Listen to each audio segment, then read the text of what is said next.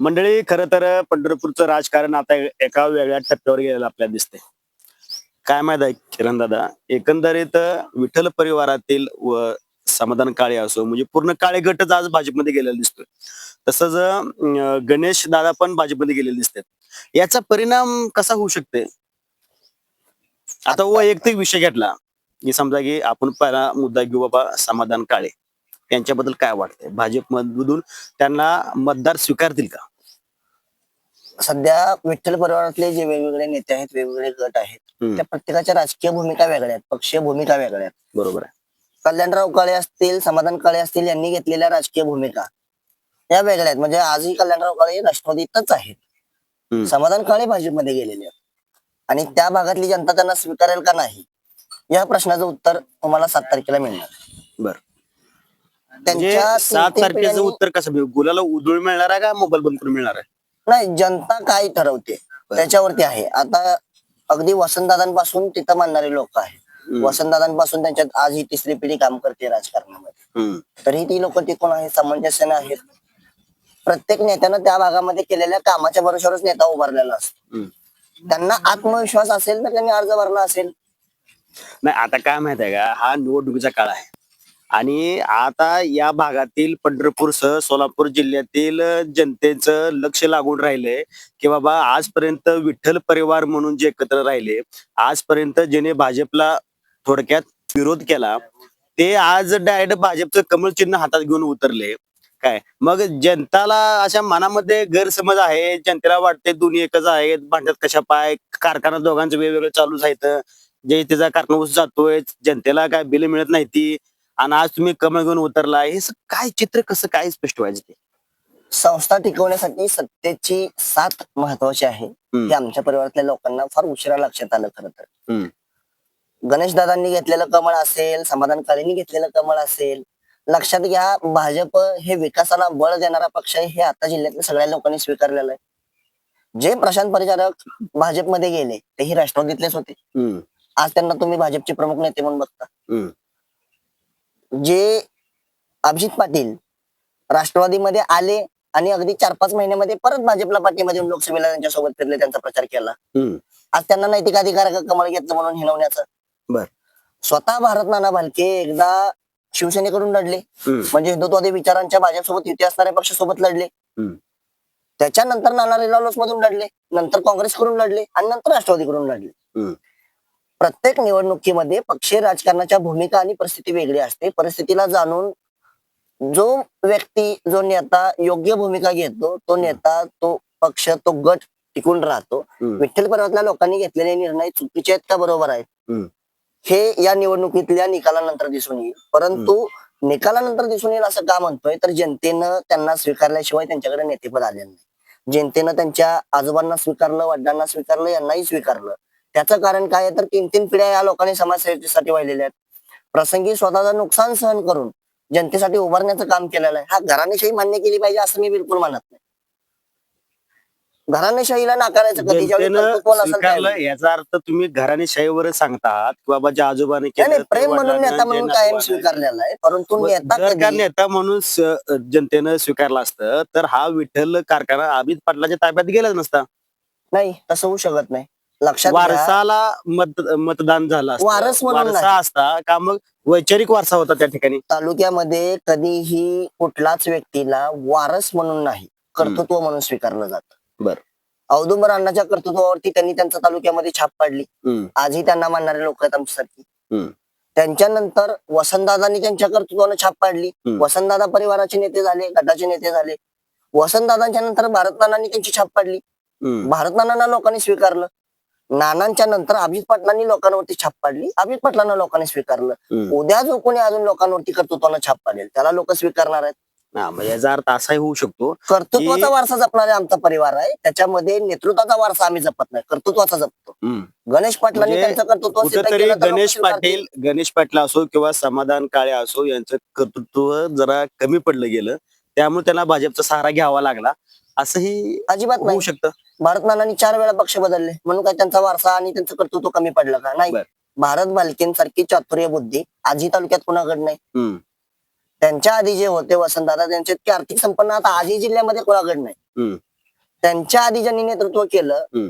त्या आमच्या ज्यांना आम्ही आदर्श मानतो आता विठ्ठल त्या परिवार म्हणलं महाराजांसारखं- की सध्या विठ्ठल परिवाराचे जे नेतृत्व करतायत आमदार अभिजित पाटील आहेत, ते चेअरमन आहेत, आमदार आहेत आणि आता समाधान काळे साहेब असो किंवा गणेशदादा असो यांच्या विरोधात विठ्ठल परिवाराचा उमेदवार सक्षमपणे उभा आहे. आता मतदारांनी काय करायचं मग? विठ्ठल परिवाराच्या नेत्याला, विठ्ठल परिवाराच्या चेअरमनला त्याचा हात बळकट करायचे का भाजप हात बळकट करायचे? नाही, विठ्ठल परिवाराचा चेअरमन हा विठ्ठल परिवाराचा नेता असतो, मालक नाही. बर. विठ्ठल परिवारातले ज्या त्या भागातले नेते वेगवेगळे आहेत, त्या त्या भागातल्या कार्यकर्त्यांच्या परिवारातल्या सदस्यांच्या भूमिका सुद्धा वेगळ्या आहेत.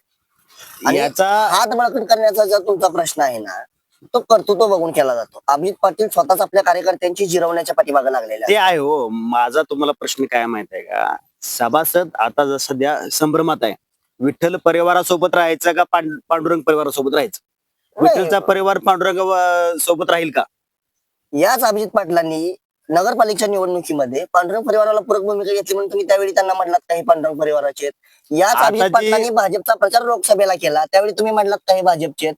तुम्हाला किंवा अभिजित पाटलांना नैतिक अधिकारच नाही की तुम्ही आज कमळाकडे गेले म्हणून त्यांना परिवारात बेदखल करावं. या परिवाराचं ज्या लोकांनी नेतृत्व केलं, अण्णांनी टोकाची नैतिकता बाळगून स्वतःच्या पोरच्या विरोधात प्रचार केला आणि त्यावेळी सुधाकर मालकांना मदत केली. मग त्यावेळी अण्णा काही विठ्ठल परिवार सोडून पांडुरंग परिवार गेले होते का? नाही.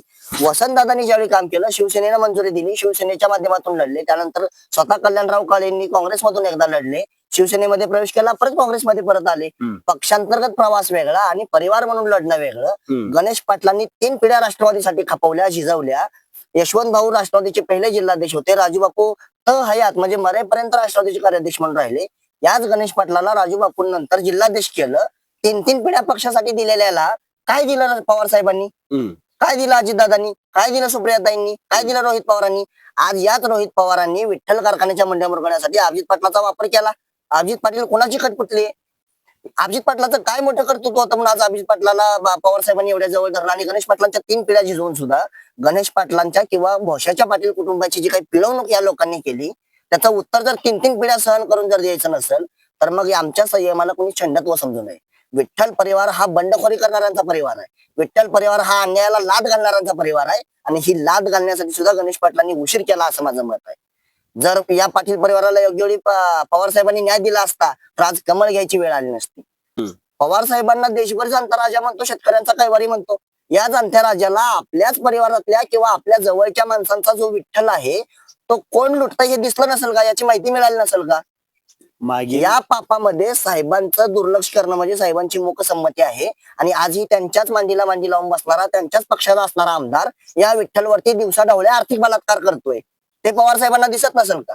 ज्या सहकाराची माती पवार साहेबांनी समृद्धी केली म्हणून सांगता, त्या सहकारी संस्थेवरती बलात्कार करणारा त्यांच्याच पक्षाचा आमदार आहे, याची लाज त्यांना का वाटत नसावी? आणि आज त्यांच्याच परिवाराचा त्यांना मानणार, मी सुद्धा राष्ट्रवादीचं काम केलेलं आहे, प्रदेश पातळीवरती काम केलेलं आहे, मी सुद्धा पवार साहेबांना मानणाऱ्यांपैकी एक आहे. परंतु पवार साहेब माझ्या संस्थेवरती बलात्कार, आर्थिक बलात्कार होत असताना दुर्लक्ष करतायत. पवार साहेब माझ्या परिवाराची वाटोळे माती करणाऱ्याच्या पाठीशी उभारतायत आणि पवार साहेब माझ्या कामगारांच्या, सभासदांच्या, मुंड्या मुरगळणाऱ्याच्या डोक्यावरती हात ठेवतायत. हे तुम्ही नाकारणार आहेत का? आणि जनताही नाकारत नाही. आज गणेश पाटलांनी पक्ष सोडला नाही तर त्यांना पक्ष सोडायला भाग पाडलेला आहे. पक्षानं चुकीच्या लोकांना आमच्या बोकांनी बसवून आमच्या परिवाराचा सन्मान दुखावण्याचं काम केलेलं आहे. त्यांनी भाजपमध्ये जावं न जावं हा प्रश्न नंतरचा आहे. 6 महिन्यामध्ये 3 वेळा उडी मारणारा अभिजित पाटील आमदार होतो आणि 3 पिढ्या साहेबांशी एकनिष्ठ राहणारा गणेश पाटील आज कोणत्या परिस्थितीत आहे? विठ्ठल परिवार वाचवण्यासाठी पण अभिजित पाटलांनी उड्या मारल्या असते. असं तुम्ही आता म्हणताय गणेश तसं पाटलांनी परिवार तसं- वाचवला असं का वाटत नाही तुम्हाला? विठ्ठलचे चेअरमन आहे सध्या अभिजित पाटील. या भागाचं नेतृत्व बहुसंख्य मतदाराने मतदान रूपामध्ये त्यांना विठ्ठलचं चेअरमन केलं आणि तुम्ही सांगितल्यानुसार बाबा सत्तेमध्ये जायचं. अजिबात विठ्ठल नाही. परिवार आता पहिल्यांदा ऊस दराची कोंडी फोडली असेल ते आमदार अभिजित पाटलांनी फोडली. जवळपास 3,000पेक्षा जास्त दर देण्याचं कबुली करून शेतकऱ्यांच्या खात्यामध्ये पैसे जमा करण्याचं काम सुद्धा आमदार अभिजित पाटलांनी केलेलं आहे. ते विठ्ठलचे चेअरमन आहेत आणि तरी तुम्ही तुमच्यावर आरोप काय करता? ज्या विठ्ठलला आता 2500 रुपये सुद्धा देणं परवडलं नसतं, त्या विठ्ठलनं 3,000 रुपये दिले, 3,500 रुपये जाहीर केले. नुकसान कोणाचं झालं? आपली संस्था 55 कोटी रुपये तोट्यात का दाखवली, तर तुम्ही परिस्थिती नसताना दिली. म्हणजे एखाद्या माणसानं सण काढून ऋण काढून सण साजरा करणं ही जी परिस्थिती असते. अभिजित पाटील पदरच्या खिशातले पैसे देत नाहीत, त्यांच्या प्रॉपर्टीवरती कर्ज काढून पैसे दिलेले नाहीत. आज विठ्ठलच्या नावावरती असणारा संस्थेचा 1 गुंठा जागा बिगर कर्जाची शिल्लक नाही. विठ्ठलच्या नावावरती भारत नानांनी 2002 पासून 2020 पर्यंत 18 वर्षामध्ये जेवढं कर्ज केलं, एवढं अभिजित पाटलांनी 2.5 वर्षामध्ये केलं. ज्या विठ्ठलचं एक्सपान्शन नसताना विठ्ठल 10,000 टनांनी चालत होता आणि 10 ते 12 लाख टन गाळप करत होता, त्या विठ्ठलचं एक्सपान्शन करून 65 कोटीचं बिल हाणून आज विठ्ठलचं गाळप 8 लाखावर आहे. या विठ्ठलच्या कामगारांना तुमचा रुपया दिल्याशिवाय मोडी टाकत नाही म्हणणारा अभिजित पाटील आज 4 वर्ष पूर्ण होत आली, त्या कामगारांना श्रद्धांजली वाहतो पण पैसे देत नाही म्हणतो हा अभिजित पाटील. ज्या विठ्ठलवरचं प्रत्येक वर्षी 50 कोटी कर्ज कमी करतो आणि विठ्ठल 5 वर्षात कर्जमुक्त करतो म्हणणारा अभिजित पाटील, आज विठ्ठल 1100 कोटी प्लस कर्जात आहे हा अभिजित पाटील. ज्या विठ्ठल परिवारानं कायमस्वरूपी प्रामाणिकपणानं एखाद्या गटाला एखाद्या व्यक्तीला शब्द दिला की त्याच्या सोबत राहण्याचं काम केलं, त्याच परिवारातल्या प्रणिती बालके पडाव्या म्हणून नगरपालिकेला घात करणारा अभिजित पाटील. ज्या पवार साहेबांनी यांना जिल्ह्याचा नेता केलं, त्या पवार साहेबांच्या पाठीत खंजीर खुपसून अर्ध्या रात्री फडणवीसांची भेट घेऊन लोकसभेला भाजपचा प्रचार करणारा अभिजित पाटील हा अभिजित पाटील तुम्ही विसरू शकत नाही. कारण तुम्ही लोकांनी फक्त पैसेवाला आणि मगरुरीतला अभिजित पाटील बघितलाय. मी गद्दार अभिजित पाटील बघितलाय, मी खोटारडा अभिजित पाटील बघितलाय आणि मी गैरविश्वासू अभिजित पाटील बघितलाय. आज अभिजित पाटील तावातावाने बोलतायत, कदाचित अजून वरनं त्यांना एखादा फोन आला नसेल, पण 4-2 दिवसात फोन आला की पुन्हा हाच अभिजित पाटील भाजपचा आणि ज्याच्यावरती टीका केली त्या गणेश पाटलाचा आणि कल्याणराव काळेंचा प्रचार करताना दिसून येऊ शकतो. आणि ही यांचा पूर्वाश्रमीचा इतिहास सांगतोय. पूर्वाश्रमीचा म्हणजे कितीचा, मागच्या 4 महिन्यातला. हा माणूस फोन आला की कुठेही जाऊ शकतो, हे तुम्ही पाहिले मी पाहिलंय. अभिजित पाटलांनी विठ्ठलला 3,000 रुपये दर दिले म्हणून सांगता जिल्ह्यात स्पर्धा लावली. सध्या परिस्थिती काय झाली, अभिजित पाटील जिल्ह्यातले पवार साहेब होण्याचा प्रयत्न करतायत. म्हणजे देशामध्ये कसं वातावरण आहे की काही झालं की त्याच्यामध्ये पवार साहेबांचा हात असतोच किंवा पवार साहेबांचं त्याच्यामध्ये योगदान असतंच. अभिजित पाटलांना तालुक्यामध्ये जिल्ह्यामध्ये ते करायचंय. इथं चिमणी उडली आबांमुळं, कावळा हागला आबांमुळं, झाड हलतंय आबांमुळं, रेस लागली आबांमुळं, कारखाना चालला आबांमुळं, कारखान्यावरती कर्ज झालं आबांमुळे हे नाही मान्य करत तुम्ही. कामगार आज भीक मागाच्या दारात आहेत, ते आबांमुळे झालं हे मान्य करत नाहीत. कारखाना 350 कोटी रुपये आणले ते चोरले ते नाही मान्य करत आहे. आज 3 महिने झालं कारखाना चालू आहे आणि 3 महिन्याच्या कामगारांच्या पगारी नाही चालूच्या, याची माहिती घ्या. आमचं पिराची कोरोलीचा सावंत म्हणून ट्रॅक्टर मालक आहे, 10 लाख रुपयांची एफडी वर्ग झाली, ते पैसे कारखान्यावर मागायला गेले तर त्याला दमदाटी करून हाकलून गेलं. 70 वर्षाचा एखादा वयस्कर व्यक्ती ज्यावेळी मदत मागायला येतो किंवा न्याय मागायला येतो त्याला दमदाटी करणं हे कुठले संस्कार आहेत? ज्या कल्याणराव काळेंच्या हाताखाली तुम्ही काम केलं सांगता माझा नेता आहे म्हणता, त्या कल्याणराव काळेला रंडोळ्या म्हणता, ही तुमची भाषा, हे तुमचे संस्कार. अहो त्यांना वसंतदादांचा वारसा आहे, तुमचा वारसा कोणाचा आहे आम्हाला काही कल्पना नाही.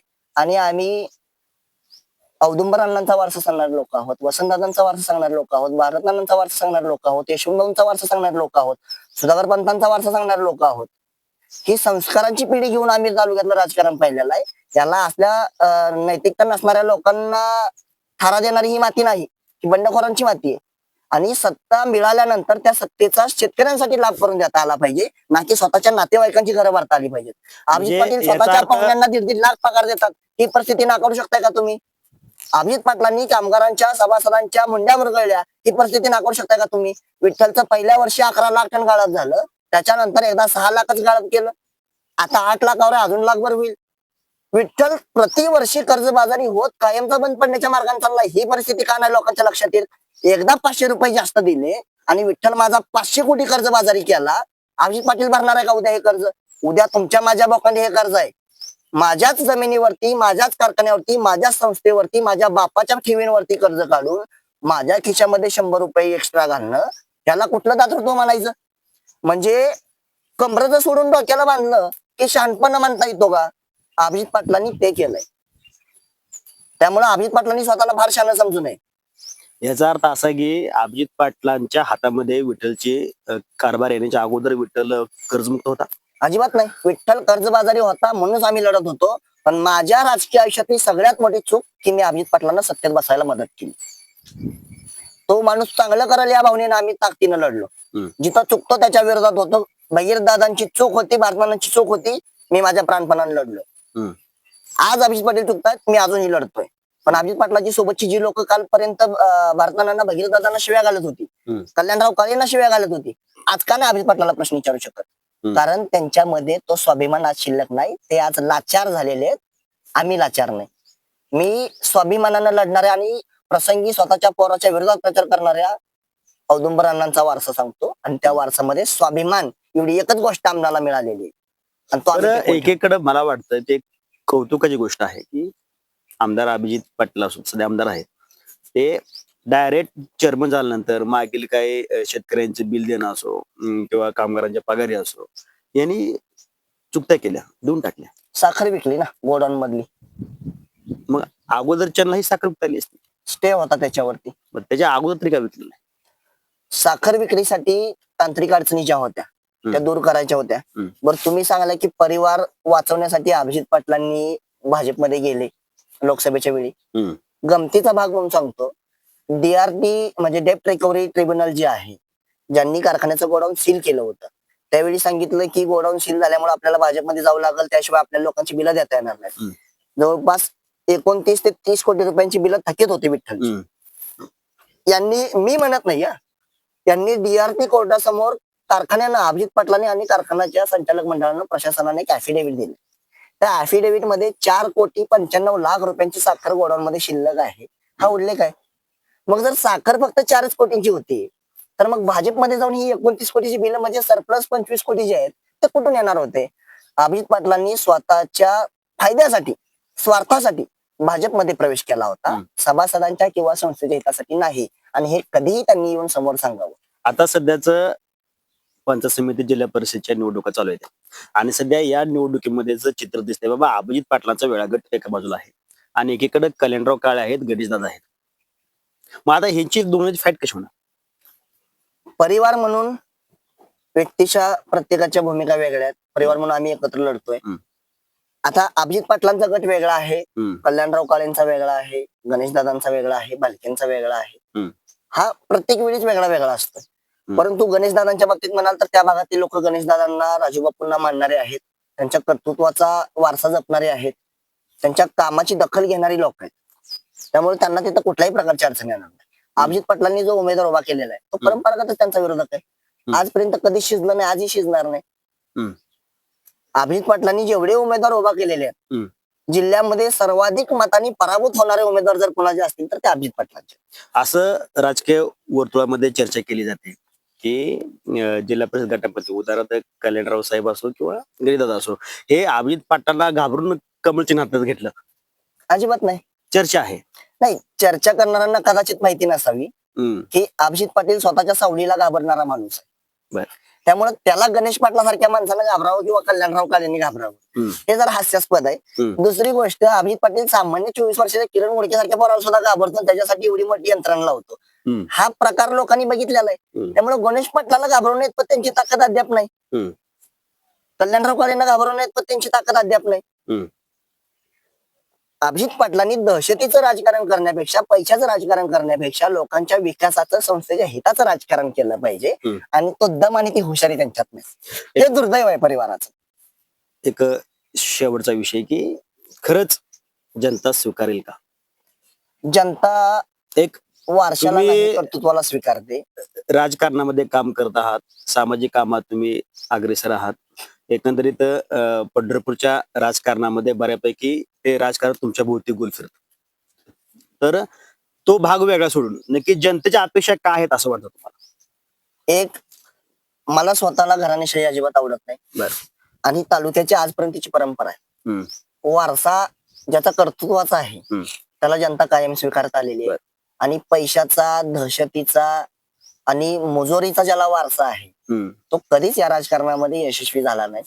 ज्या भारत नानांनी बंड अगदी बरोबर आहे. त्या नानांना लोकांनी, तर या ठिकाणी आज कल्याणराव काळे साहेबांचा तुम्ही इतिहास घेतला. आता समाधान काळे यांची मंडळी निवडणुकीच्या रिंगणात उभी आहेत. मग पाठीमाग बाबा आजोबांनी काय केलंय, वडिलांनी काय केलंय, हे सगळ्या जिल्ह्यांना, अख्ख्या महाराष्ट्रानं बघितलंय. मग ह्या वेळेस स्वतः समाधान काळे यांच्या घरच्यांना उभा करण्यापेक्षा एखाद्या कार्यकर्त्याला संधी का नाही दिली? लक्षात घ्या, जर का वारसा जर पुढे तुम्हाला चालवायचा नव्हता, तुम्ही सर्वसामान्य कार्यकर्त्यांना संधी देऊन त्यांना तुम्ही एक पाठीमाग ताकद उभी करून तुम्ही त्यांना निवडून का आणत नाही? नाही, निश्चित कार्यकर्त्यांच्याच या स्थानिक स्वराज्य संस्थेच्या निवडणुका असतात असं प्रत्येक नेता म्हणतो. ती मलाही मान्य आहे. कार्यकर्त्यांना स्वतःच्या भूमिका ठामपणाने घेतल्या पाहिजेत. आता कल्याणराव काळेंच्या गटात, आता वाखरी गटातून ते उभारलेले आहेत. असा कल्याणराव काळेंच्या जवळचा कुठला कार्यकर्ता आहे का की जो म्हणतोय माझ्यावरती अन्याय झाला, मी काळे कुटुंबासाठी 2 पिढ्यांपासून काम केले किंवा मी मागची 10 वर्ष झालं काम केलं आणि मी इच्छुक असतानाही माझी मुंडी मुरगळून यांनी स्वतःचा उमेदवार उभा केला. गणेश पाटलांच्या गटामध्ये किंवा त्यांच्या गावामध्ये असा कोणी उमेदवार तुम्हाला भेटलाय का की मी गणेश दादासाठी, राजू बाप्पूंसाठी, भाभींसाठी मागची 10-20 वर्ष घालवली आणि मी माझी मागणी असतानाही, माझा हक्क असतानाही, माझी निवडण्याची ताकद असतानाही या गटानं, या परिवारानं माझी मुंडी मुरगळली आणि स्वतःच उमेदवारी पद घेतलं. लोकांचं प्रेम लोकभावनेतून आलेला चेहरा असतो ना, त्याच्या पाठीमागे लोक उभारत असतात. त्यांचा जर कर्तृत्व आहे म्हणून दहशत नाही. परिवार असता त्या गटातून कोणीतरी इच्छुकच नसतं तर मग त्यांना मग बिनविरोधच केला असतं की नाही, हो, नाही, असं काय बिनविरोध म्हणता तुम्ही? केली असती तर संधी मारली म्हणता आला असतं. बरं. लढण्याचे दरवाजे सगळ्यांना उघडे आहेत. याचा अर्थ लोकांना उभं राहायचं आहे, तुमच्या विरुद्ध फाईट करायची आहे, केली लढायचं पाहिजे. आहे. निश्चित केली पाहिजे. आता माझं कल्याणराव म्हणणं, काळेंच्या जनतेचं बाबतीत म्हणणं काय माहित आहे का, जनतेला काय वाटतं की सर्वसामान्य कार्यकर्त्याला संधी द्या ना, आता बाद झाली की 100% संधी. 1 मिनिट, जसं समाधान काळेंच्या मंडळींचा अर्ज आहे, मोनिका काळे यांचा, बरोबर आहे. त्यांच्या विरोधात जवळपास 12 ते 13 अर्ज आहेत. हो, तर त्यांनी सगळ्यांना अर्ज काढून घ्यायला लावले की मी वसंतदादांचा हे आहे, घरातला आहे आणि माझाच हक्क आहे या गटावरती. बर. गणेश पाटलांच्या विरोधात सुद्धा बरेच अर्ज आहेत. गणेश पाटलांनी म्हटले का नाही, मी राजू बापूंचा यशवंतभाऊंचा नातू आहे, राजू बापूंचा मुलगा आहे आणि माझ्या विरोधात कोणाचा अर्ज नकोय. लढण्याची संधी प्रत्येकाला आहे.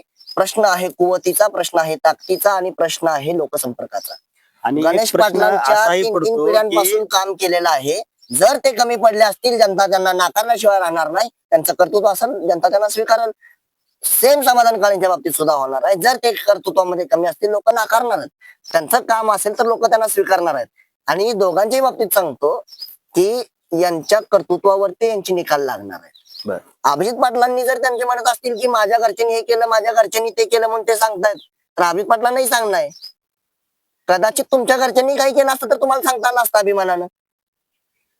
त्यांच्या 3 पिढ्या समाजसेवेसाठी खपलेल्या आहेत. का नाही आपल्या आज्यापंजांचा त्यांनी वारसा सांगावं? तुम्हाला तुमच्या वडिलांचा अभिमान नाहीये, अभिजित तुम्हाला तुमच्या आजोबांचा अभिमान नाहीये, मग का त्यांनी सांगू नये? ज्या यशवंत भाऊंनी तर हयात पक्षासाठी दिलं, माझ्या भागातल्या लोकांसाठी दिलं, विठ्ठल सारखा राजवाडा उभा करण्यासाठी आपलं आयुष्य खपवलं, त्याचा वारसा सांगणं गणेश पाटलाची चूक आहे का?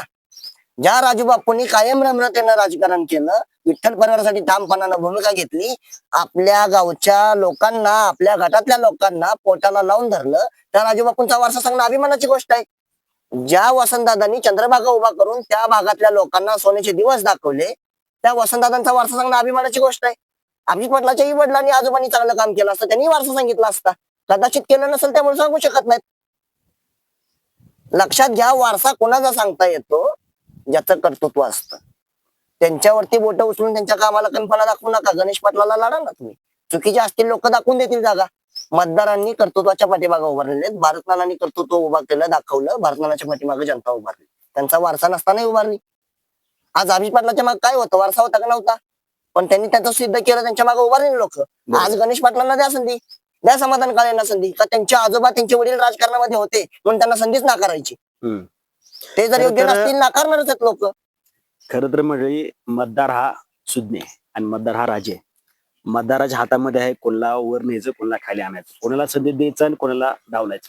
खरं तर तुम्ही म्हणताय ते बरोबर आहे की स्वतः सिद्ध व्हावं आणि मतदारांच्या भेटीला जावं, सामोरं जावं आणि मतदार उद्याच्या येणाऱ्या 5 तारखेला हे दाखवून देणार आहे की कुणाचं काम कसं आहे, कोण कोणाच्या बाजूने आहे, कोणी कसं काम केलंय, कोण चांगला आहे, कोणाचं नेतृत्व चांगलं आहे, हे मतदार याच्यावरती अवलंबून आहे.